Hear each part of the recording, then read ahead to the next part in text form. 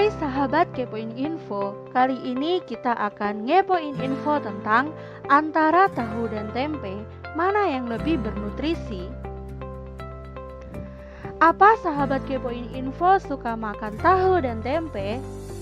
Tahu dan tempe sering dijadikan lauk pauk dengan cara digoreng maupun dicampur dengan bahan makanan lainnya. Teman-teman pasti tahu kan kalau tempe dan tahu merupakan sumber protein nabati yang baik. Protein nabati artinya protein yang berasal dari tumbuh-tumbuhan. Tahu dan tempe disebut sumber protein nabati karena berasal dari kedelai. Meski sama-sama dari kedelai, tahu dan tempe memiliki proses pembuatan yang berbeda. Kira-kira nutrisi dalam tempe dan tahu sama apa tidak ya? Proses pembuatan tahu dan tempe. Tempe terbuat dari biji kedelai dengan menggunakan proses fermentasi atau peragian. Sementara tahu adalah endapan perasan dari biji kedelai, kemudian mengalami pemadatan. Lalu bagaimana dengan kandungan gizinya? Tahu dan tempe sama-sama bergizi dan sering digunakan sebagai pengganti daging untuk sumber protein, terutama bagi orang yang memiliki gaya hidup vegetarian atau vegan. Bedanya nutrisi tahu dan tempe.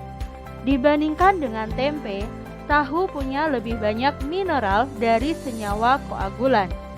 Senyawa koagulan adalah senyawa yang bisa membuat perasan kedelai ini menjadi padat. Sedangkan tempe punya lebih banyak kandungan vitamin yang dihasilkan dari proses fermentasi. Tempe memiliki kandungan prebiotik yang baik untuk bakteri baik di pencernaan karena melewati proses fermentasi ini. Selain itu, tempe punya kalori yang lebih tinggi dan kandungan karbohidrat, protein, lemak, dan seratnya juga lebih tinggi dibandingkan dengan tahu. Kenapa bisa begitu ya? Ini karena kacang kedelai punya senyawa asam fitat yang menghambat penyerapan zat tertentu dalam tubuh. Nah, senyawa ini tidak bisa hilang lewat proses pemadatan. Karena ini, kandungan nutrisi dalam tempe lebih bisa diserap oleh tubuh. Namun, bukan berarti tahu tidak sehat loh. Hanya saja tempe memang lebih padat nutrisinya. Keduanya mengandung senyawa isoflavon yang berguna untuk menangkal kanker. Senyawa isoflavin juga ditemukan lebih tinggi dalam tempe. Protein dalam tahu juga lebih rendah dibandingkan tempe. Tahu juga bisa memberi nutrisi yang sama dengan tempe jika kita mengkonsumsinya lebih banyak. Karena kalorinya juga lebih rendah dari tempe, kita juga bisa makan lebih banyak tahu agar mendapat kalori yang cukup.